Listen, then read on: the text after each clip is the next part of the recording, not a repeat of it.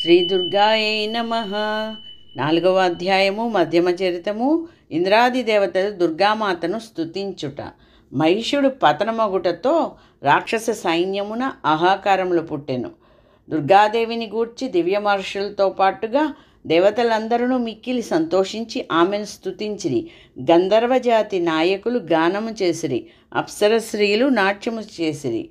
ఇందులో నల్లని మేఘము వలె ప్రకాశించునదియు, కేవలము కడగంటి చూపుతో శత్రువులకు భయము కల్పించునదియు, చంద్రరేఖ చేత అలంకరింపబడిన శిరోభాగము కలదియు, శంఖచక్రములు ఖడ్గ త్రిశూలములు చేతులతో ధరించి ఉన్నదియు, 3 కన్నులు కలదియు, సింహపు మూపుపై అధిరోహించియున్నదియు, ముల్లోకములను తేజస్సు చేత నింపునదియు, సింహము మూపుపై అధిరోహించియున్నదియు, ముల్లోకములను తేజస్సు చేత నింపునదియు, దేవతలచే అవతరింపబడినదియు, సిద్ధి కాలము చేత సేవింపబడినదియు, జయ అను పేరు కలదియు అయిన దుర్గాదేవిని ధ్యానించవలెను.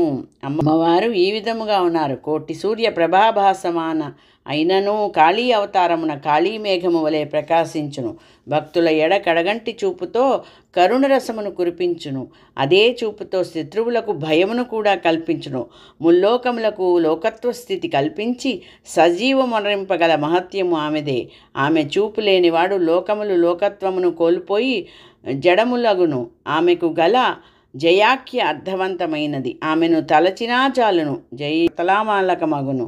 అయినను ఆమె దుర్గయే అనగా అచింత్య అవ్య ప్రదేశ్య ఇంద్రియ శక్తులకు అందనిది, మనస్సుతో అందుకోరానిది. అట్లయినను తన భక్తుల ఎడ అఖండమైన కృపావర్షమును కురిపించుచుండును. ఐహిక సిద్ధులు కావలసి వచ్చినను, కైవల్య స్థితి కావలసి వచ్చినను ఆమె అనుగ్రహమే కావలెను. శక్రాదయ సురగణ నిహతేతి వీర్యే తస్మిన్ దురాత్మని సురారిబలే చ దేవ్యా తాం తుష్టువు ప్రణతినమ్ర శిరోధరాంశ వాగ్భిః ప్రహర్ష పులకోద్గమచారుదేహా అంటూ అతి బలాక్రమ సంపన్నుడు, మిక్కిలి దుర్మార్గుడు అయిన మహిషాసురుడు, అతని సైన్యము దుర్గాదేవి చేత సంహరింపబడి పిదప ఇంద్రుడు మొదలగు దేవతల సమూహములు శిరస్సులు వంచి భుజములను వంచి వినమ్రులై నమస్కరించుచు మిక్కిలి సంతోషముతో పులకిత సుందర దేహులై అమ్మవారిని ఈ విధంగా స్తుతించిరి.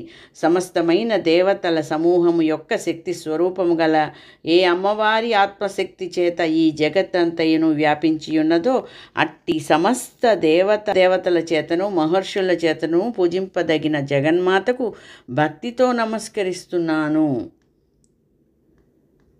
దేవ్యా యయా తతమిదం జగతాత్మశక్త్యా నిశ్శేషదేవగణశక్తి సమూహమూర్త్యా తామంబికామఖిలదేవ మహర్షి పూజ్యాం భక్త్యా నతాహస్మం విదధాతు శుభాని సానః.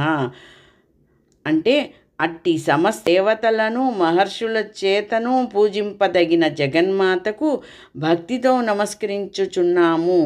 ఆమె మాకు మంగళముల్నిచ్చు కాపాడుగాక. యస్యాహ ప్రభావమతులం భగవాననంతో బ్రహ్మహరశ్చ నహి వక్తు మలం బలం చ సా చండికా కిల జగత్ పరిపాలనాయ నాశాయ చ శుభ భయస్వమతిం కరోతు.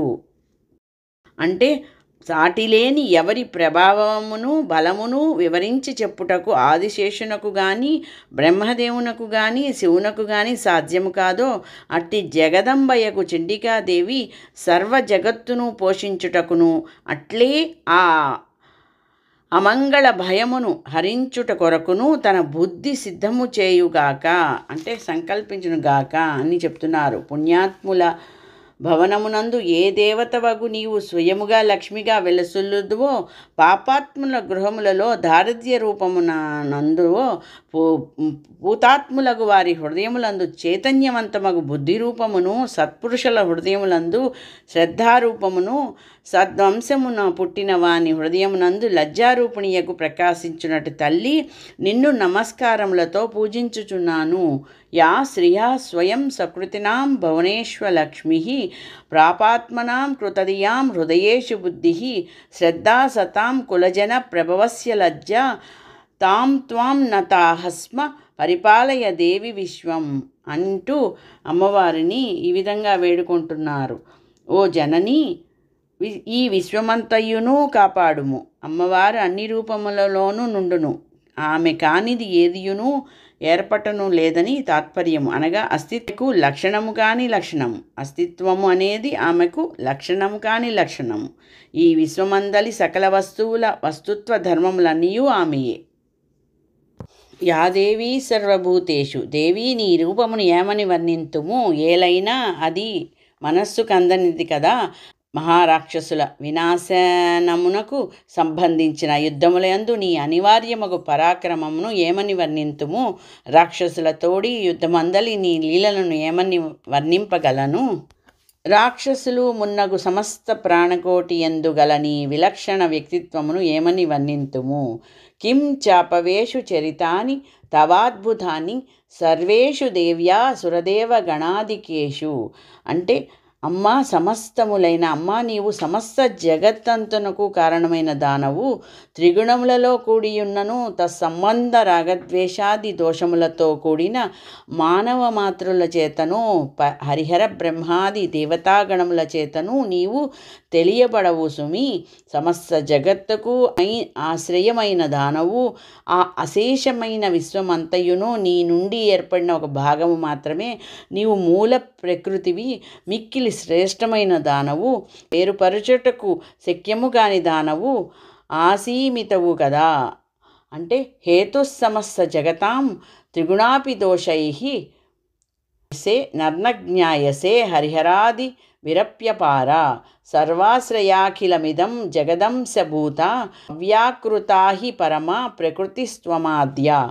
అమ్మ, సమస్తములైన యజ్ఞములయందు ఏ శబ్దము యొక్క ఉచ్చారణ చేత దేవతాగణములన్నీను తృప్తి పొందునో అట్టి స్వాహా శబ్దము నీవై ఉన్నావు. అట్లే పితృదేవతా సమూహముల తృప్తి కారణమై నీవు మానవులచే స్వధాయని ఉచ్చరింపబడుచున్నావు. ఎవరు ముక్తికి కారకులో, ఎవరు చింతించుటకు వీలు లేని మహావ్రతములు స్వరూపములో ఓ దేవి, అట్టి నీవు మోక్షార్థుల చేతను మునుల చేతను నిర్దోషుల చేతను చక్కగా ఉపాసింపబడుచున్నావు. అట్టి నీవే షడ్గుణైశ్వర్యముల చేత విలసిల్లు దానవు.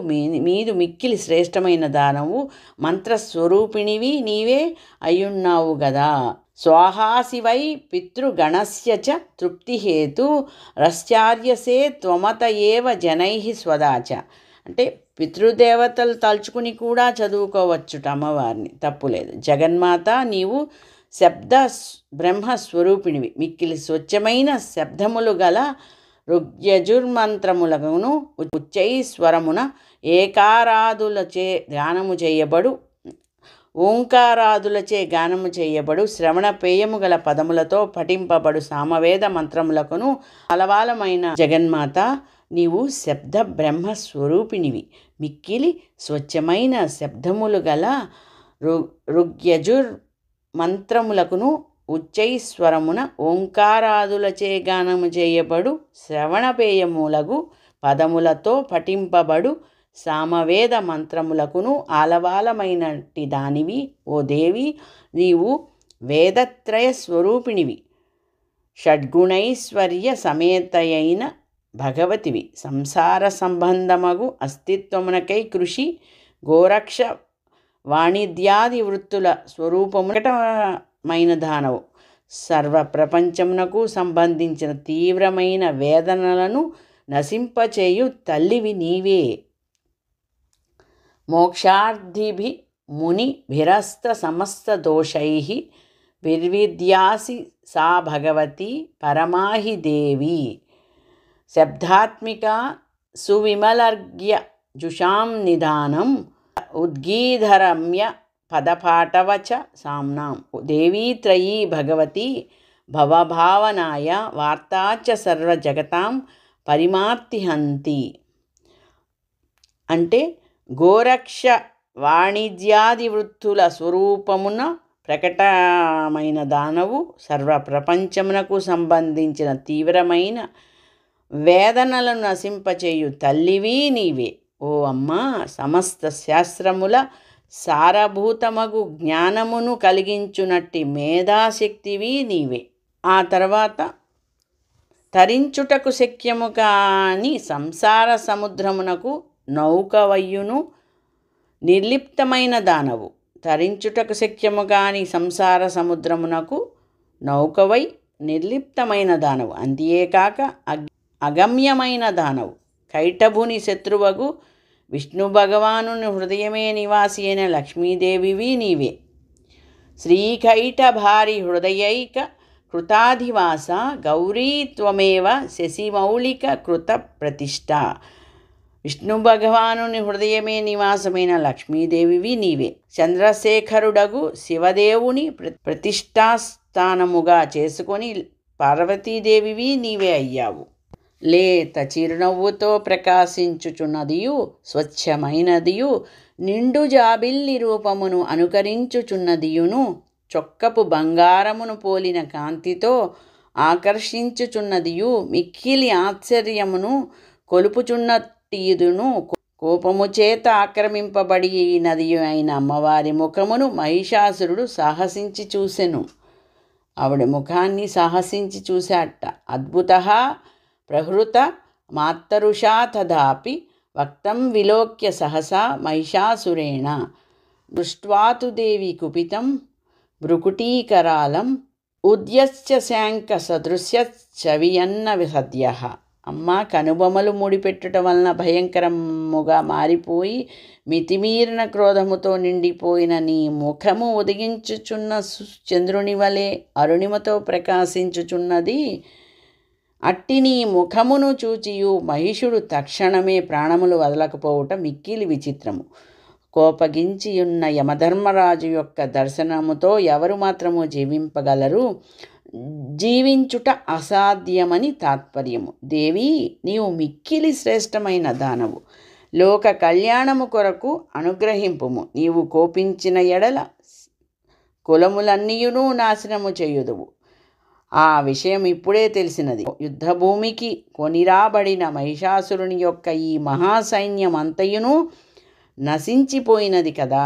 మహిషాసురుని యొక్క ఆ మహాసైన్యం అంతయును నశించిపోయినది కదా. విజ్ఞాతమేత దదునైవ యదస్తమేత నీతం బలం సువిపులం మహిషాసురస్య. తల్లి, నీవు ఎవరి ఎడల ప్రసన్నురాలవగోదవో వారలకు ఎల్లప్పుడూ మంగళమును ఇచ్చెదవు. వారే గ్రామములందు గౌరవింపబడుదురు. వారలే ధనవంతులగును, కీర్తిమంతులు అయ్యెదరు. వారే ధర్మార్థ కామమోక్ష కర్మల నుండి శైథిల్యమును పొందుదురు. వారే కృతార్థులు. వారే ధర్మబద్ధులకు పుత్రులతోనూ సేవకులతోనూ భార్యలతోనూ శోభించుచుందురు. మాతా పుణ్యపురుషుడైన బుద్ధిమంతుడు ఎల్లకాలము ప్రతిదినము కూడా మిక్కిలి ఆదరముతో వివిధములైన ధర్మకార్యములు చేయుచుండును. దాని ప్రభావముచే పరమునందు స్వర్గమునకు కూడా పోవును. అందువలన నిశ్చయముగా ముల్లోకముల యందును మనోవాంఛిత ఫలప్రదాతవు నీవే. దుర్గామాత, నిన్ను స్మరించినచో లోకములందు ఏ ప్రాణి వలన కలుగు భయమైనను నశింపచేయుదువు. అట్లే స్వస్థ మనస్కులు అంటే సమస్యలు లేనివారు స్మరించినచో వారికి కూడా మిక్కిలి శుభప్రదమైన బుద్ధిని ప్రదానము చేయుదవు. దారిద్ర్య దుఃఖము వలన కలుగు భయమును నివారించెడు తల్లి. సర్వులకును ఉపకారము చేయుట కొరకు దయగల హృదయము గలవారు నీకన్నా అన్యులెవరు కలరు. దుర్గా స్మృత హరసి భీతి మశేష జంతోః స్వస్థై స్మృత మతిమతీవ శుభాం దదాసి. దారిద్ర్య దుఃఖ భయహారిణి కా త్వదన్య సర్వోపకార కరణాయ సదార్థచిత్త. దారిద్ర్య దుఃఖ భయహారిణి కా త్వదన్య సర్వోపకార కరణాయ సదార్థచిత్తాః అని తెలుపుతున్నారు. ఓ దేవి, ఈ రాక్షస సంహారము చేత జగత్తునకు సుఖము కలుగును. ఈ రాక్షసులు ఇట్లే కాలముగా ఎల్లప్పుడూ పాపములను చేయుచునే ఉందురుగాక. అనగా అది వారి నరకప్రాప్తికి హేతువు అగుచుండును. తాత్కాలికముగా యుద్ధభూమిలో మరణించుట వలన స్వర్గమును పొందురుగాక అని ఇట్లు చింతించి శత్రువులకు రాక్షసులను నీవు సంహరించితివి. అమ్మా, నీవు ఒక్క చూపు చూచినంత మాత్రమునే ఈ రాక్షసులను అందరూ భస్మము చేయలేవా ఏమీ? తప్పక చేయగలవు. దృష్ట్రైవ కిం న భవతి ప్రకరోతి భస్మ సర్వాసురానరిషు యత్ ప్రహిణోషి శస్త్రం. అనగా శత్రువులు కూడా ఆయుధ ప్రహారములచే పవిత్రములై పుణ్యలోకమును పోవుదురుగాకయను ఉదాత్తమైన ఆలోచన చే అట్లు చేయుచున్నావు కనుక రాక్షసుల పట్ల కూడా నీవు అనుగ్రహము కలదానవే సుమా. అందుకే నీవు ముగ్గురమ్మల మూలపుటమ్మవు, ముల్లోకములకు అమ్మవు, చాలా పెద్దమ్మవు కదా. అందుకే నీవు ముగ్గురమ్మల మూలపుటమ్మవు, ముల్లోకములకు అమ్మవు, చాలా పెద్దమ్మవు కదా. అమ్మల గన్నయమ్మ, ముగ్గురమ్మల మూలపుటమ్మ, చాలా పెద్దమ్మ, సురారులమ్మ, కడుపారెడు బుచ్చినయమ్మ, ధన్నులో వేల్పుటమ్మల మనమ్ముల నుండెడి అమ్మ, దుర్గమాయమ్మ కృతాబ్ది ఇచ్చుట మహత్వ పటుత్వ కవిత్వ సంపదల్.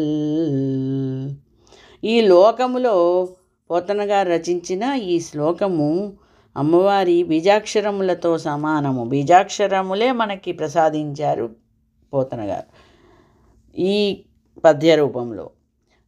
ఏ లోకములో కార్యము నడుచుచున్నదో ఆ లోక ధర్మమును పాటించుట విజ్ఞత యగును. ఇది ఇతరులకు ఆదర్శము కూడా వగును. భయంకరమైన పెద్ద కత్తులు మెరుపులు సమూహము చేతను, శూలములు చివరగల ప్రబల సమూహముల చేతను రాక్షసుల కన్నుల చిట్లిపోకుండుట కారణమేమన చల్లని కాంతినీనుచున్న చంద్రబింబం వంటి సుందరమైన నీ ముఖమును వారు చూచుచుండిరి, అంటే రాక్షసులు చూచుచుండ్రి. ఆ ఫలితముగానే వారి కన్నులు కరిగిపోక నిలిచి ఉండెను. దేవి, నీ శీలము దుష్ట ప్రవర్తన కలిగిన వారి నడవడికను ఉత్తమంగా తీర్చిదిద్దునది. ఇక నీ రూపము చింతించుటకు వీలు కానిది, ఇతరులతో పోల్చి చెప్పరానిది. అట్లే నీ బలపరాక్రమములకు కూడా ఒక్కొక్కప్పుడు దేవతలు సంపాదించుకొనిన బలమును కూడా హరించి వేయగలిగినది. ఈ విధముగా శత్రువులపైన కూడా నీ దయ ప్రకటితమైనది. వరాలు నిచ్చడి మాత, నీ పరాక్రమమునకు సాటిలేంది. నీ రూపమును మించిన రూపము లేదు. ఓ అమ్మ, శత్రువులకు భయమును కలిగించినట్టు నీ భయంకర రూపము వేరెక్కడా కూడా లేదు. నీ మనసులో ఉన్న దయ అపారమైనది, అవ్యాజమైనది, అట్లే కఠినత్వము కూడా అంతులేనిది. ఈ విషయము మేము ఇప్పుడే నీ యందు చూచినాము. వరదానము చేయు నీలో మాత్రమే ఒకవైపు దయ మరి ఒకవైపు కఠినత్వము అనే ఈ రెండు పరస్పర విరుద్ధ గుణములు కలవు. అందుకే అమ్మా, ఈ ముల్లోకముల యందును నీలో తప్ప మరెవ్వరి యందును ఈ రెండు గుణములు కనపడవు కదా. దుర్గామాత యుద్ధమునందు సమస్త శత్రువులను నశింపచేసి 3 లోకములను రక్షించితివి. నీ చేతిలో నిహతులైన శత్రువులందరినీ కూడా స్వర్గమునకు పంపితివి. మదించి గర్వించిన రక్కసుల వలన గల బాధను భయమును కూడా మాకు లేకుండా చేసితివి కనుక ఓ అమ్మ, శిరసు వంచి మేము నీకు నమస్కరించెదను. నీతాదివం రిపుగణ భయమప్యపాస్త మస్మాకమన్ముధ సురారిభవం నమస్తే. దేవి, మమ్ము శూలముతో కాపాడము, జనని ఖడ్గముతో కూడా కాపాడము, ఘంటాధ్వని చేత మరియు ధనస్సు యొక్క అల్లెత్రాటి ధ్వని చేత కూడా మమ్ము కాపాడము అను, ధనుష్టంకారము చేత కూడా కాపాడము అను. అల్లెత్తాటి అంటే ధనుష్టంకారము. చండికా ఈశ్వరి, నీవు నీ శూలమును నలువైపులా త్రిపుచు తూర్పు దిక్కునను పడమటి దిక్కునను దక్షిణ దిశయందు ఉత్తర దిశయందు మమ్ములను రక్షించుచుండుము. ఓ జనని, ముల్లోకముల యందును తిరుగుచుండు నీ సాత్విక రూపములతో మరియు మిక్కిలి భయంకరములైన స్వరూపముల చేతను శక్తుల చేతను మమ్ములను మరియు ఈ సమస్త భూమండలమును కాపాడుము. ఖడ్గశూల గదాదీని యాని శాస్త్రాని తేంబికే కరపల్లవ వసంగిని తైరస్మాన్ రక్ష సర్వతః.